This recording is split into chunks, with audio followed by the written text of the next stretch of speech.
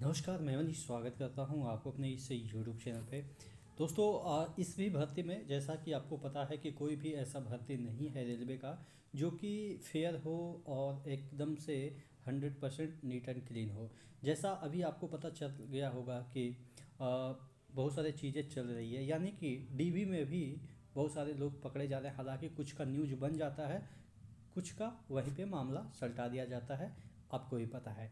तो एक्चुअल में देखिए, एक्चुअली हुआ क्या है कि डीबी में जो है वो पास आउट तो हो गया। हालांकि डीबी में भी कंफ्यूजन हुआ था, लेकिन मेडिकल में जाके पकड़ा गया। कहने का मतलब ये है कि देखिए, रेलवे भर्ती में दूसरे से परीक्षा दिलवाने वाला युवक पकड़ा। यूपी के फिरोजाबाद के युवक पर केस दर्ज। यहाँ पे देखिएगा, रेलवे की लेवल 1 भर्ती में फर्जीवाड़ा सामने आया है। साल 2019 में रेलवे के ने विभिन्न पदों के लिए भर्ती निकाली थी। इसमें युवक ने लिखित परीक्षा किसी अन्य व्यक्ति से दिलवाई थी, लेकिन मेडिकल में युवक के अंगूठे के निशान व फोटो का एग्जाम में किए हस्ताक्षर और फोटो से मिलान नहीं हुआ।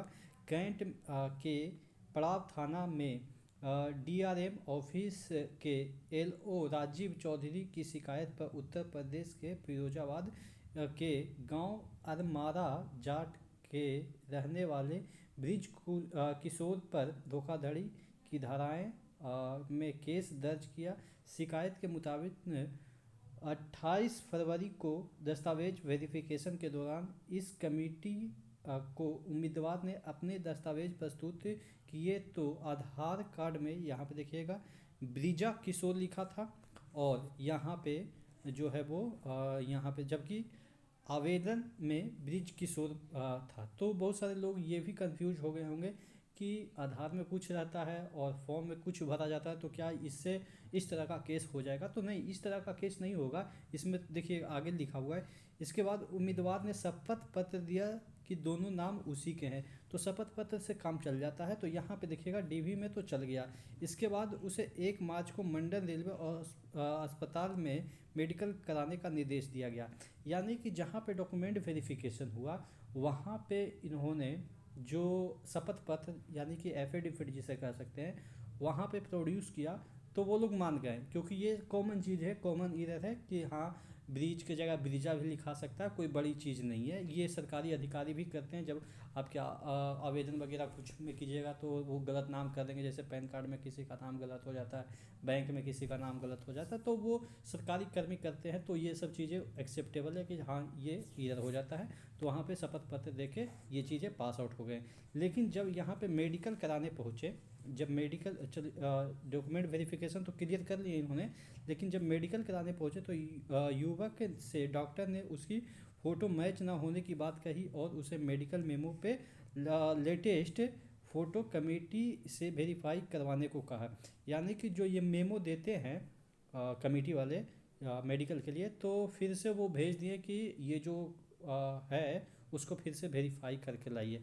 तो वेरीफाई करने को कहा। दूसरी तरफ आरोपी इस बात पे जोर दे रहा था कि मेडिकल मेमो पे उसी के फ़ोटो है। जब उसके अंगूठे के निशान लिए तो वह सीबीटी और पीईटी के समय लिए अंगूठे के निशान से मिलान नहीं हो रहे थे।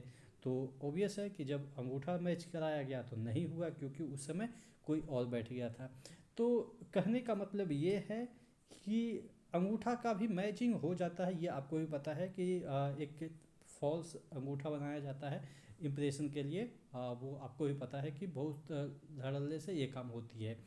तो इस तरह से बहुत सारे ऐसे बच्चे हैं, मैं ये नहीं कह रहा हूँ कि ये एक ही हैं, हर एक जोन में कम से कम तो 10-20 तो ऐसे होंगे ही कि जो इस तरीके से निकल जाते हैं। एक पकड़ा गया तो पकड़ा गया, नहीं तो पास आउट हो जाता है। और क्या होता है कि अगर नहीं अगर पकड़ा भी गया तो वहाँ से भी पास आउट हो जाता है, अगर वहाँ पे कन्विंस कर लिया वहाँ के जो अथॉरिटी होते हैं। मतलब समझ ही रहे होंगे कि भ्रष्टाचार तो हर स्टेज पे है। यहाँ पे कोई ईमानदार मिल गए तो पकड़ा गए, और अगर यहाँ पे ऑफिसर ही उस तरह के होते हैं कि हाँ, पकड़ लेने के बाद भी किसी तरीके से फॉरवर्ड कर देते, तो आप जानते हैं कि वहाँ पे कुछ ले दे के आगे बात बढ़ जाती है। तो चीज़ें इस तरीके से हमेशा चलती रही है और ये हमेशा से चलती रहेगी। कितना भी टेक्नोलॉजी आ जाए, हर एक टेक्नोलॉजी का एक चोर वाला टेक्नोलॉजी आ ही जाता है। ठीक है, तो आशा करते हैं नेक्स्ट वीडियो में मिलते हैं कोई और भी अपडेट के साथ, तब तक के लिए धन्यवाद।